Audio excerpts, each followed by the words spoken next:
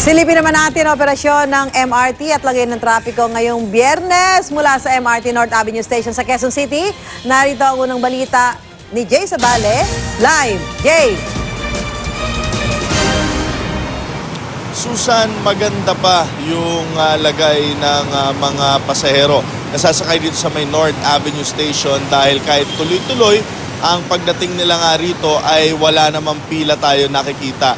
At kung makikita ninyo, tuloy-tuloy lang sila nakakakyat sa may stairs at ang tanging pila lang na makikita natin dito ay yung mga pumipila sa may elevator upang makadating sila sa mismong platform. At yung mga tao kahit walang pila, nagmamadali pa rin makaakyat at tuloy-tuloy lang sila sa pag-akyat. At sa daloy naman ng trapiko rito sa lugar, naririto pa rin yung mga MMDA constable na nagsasaayos ng mga trapiko kung saan yung mga magbababa at magsasakay ng sasakyan dito sa may North Avenue Station ay ginaguide nila doon naman sa may bandang likuran kung saan yun yung tama na babaan at sakayan ng mga tao. So tuloy-tuloy pa rin yung daloy ng trapiko. At yan muna ang pinakahuling balita mula dito sa North Avenue Station.